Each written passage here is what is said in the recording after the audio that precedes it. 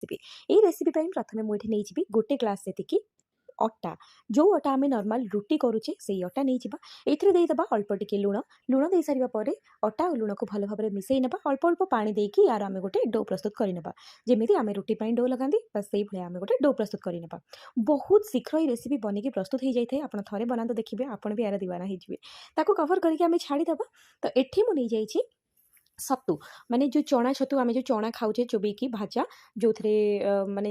आमर छतुआ होची बस से चना छतु नबा छतु नहीं कि भल भाव में घर जब हो भल भाव में गुंड कर पैकेट जब आप आनीपारे आहरी भल ये देदेबा कटा हुई रखी किसी पियाज तापर किसी छेचिकी मुझे रसुण आउ कि काटिकी रखी कंचा लंका आउ कि कोरा होता अदा ये सब बहुत बढ़िया फ्लेवर दे था ये अल्प टिके सोरिष तेल पकई नबा आपर आम जो आचार आम जो बनाती घरे हो कि किଣା आचार हो लंका आचार थे पकई पारे कि मुझे मिक्स खटार टे तार तेलटा नहीं पकई आउे ए स्वाद अनुसार लुण आउ टे भजा जीरा गुंड दे देकी भल भाव में मिक्स कर फाड़े लेंबू को मुझे भलसे चिपुड़ी नेबी कहीं टे खटा रही भल लगे तो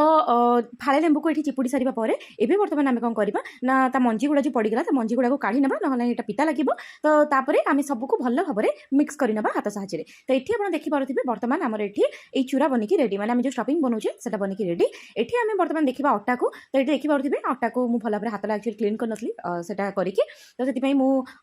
हाथ को पुणी क्लीन कर क्लीन मैंने धोई सारा पर मुझे अटा को भल भाव में चकटी नेली आउे तार गोटे गोटे आम गुड़ा बन गोटे छोट गुड़ा बनईदे हाथ में अल्प टिके अटा नहीं जावा जदि आपंकर अटा टाण अच्छी आपको नवा किसी भी दरकार नहीं अटा गुंड ना जदि आपंकर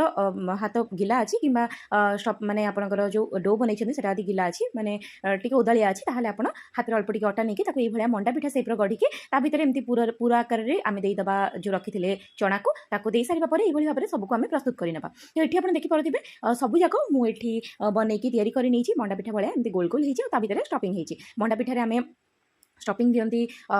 नड़िया किंतु ये आम देचे छतु आउ पोड़ा आम जदि आप पाखे चुली अच्छी ताले आप निआं को पूरा लिभे दिंतु जो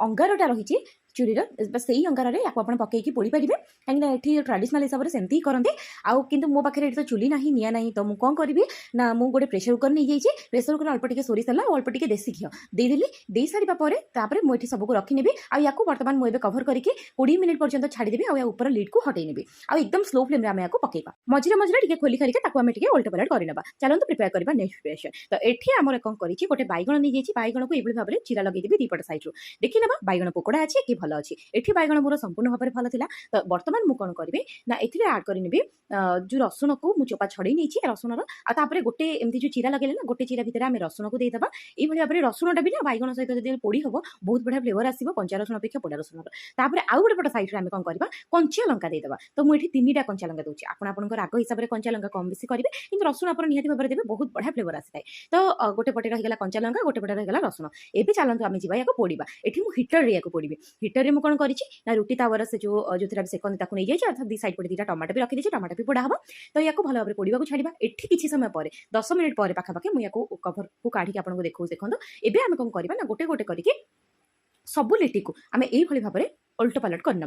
देखो गोटे पट साइड के बढ़िया से पूरा नाली नाली कलर आसिक कुक होती है कि ये कला कला कलर हम से पर्यंत आमको पूरा एक कड़ा भाव में पूरा एक पकईबार अच्छे ठीक अच्छे तो मुझे देखी आपको केमती सब हो तो देखो ये आम गोटे पट साइड कुक होगा पुणी थे कभर करना पुणी थे कभर करके छाड़ीना कहीं टोटाल आमको या 25 ରୁ 30 मिनट पर्यंत पकईबार अच्छे तो ये आप देखिपे बर्तमान आम सब लिटी बनिकी प्रस्तुत हो जाए देखो तार कलर किसी ये आसी एमती कला कला कला कला होगी आसी चारि साइड पटू से बहुत बढ़िया से पोड़ी एवं आम कौन करवा नहीं जाइए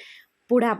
टमाटर आ पोड़ा बैगण देखो या भितर ना कंचा लंका भी बहुत बढ़िया भाव में सीझी जाइए बर्तमान आम कौन करवा यार सब चोपा को हटई ना टमाटर चोपा हटई ना बैगण भी चोपा हटई ना जमी आम पाग बनाती सेमती बनइबा किंतु एथिरे पानी पड़बनी देखो भल भाव में हाथ साहाଯ୍य चकटी नियंतु टमाटर जी पानी बाहर से पानी ही काफी तापर मुझे नहीं गोटे सिझा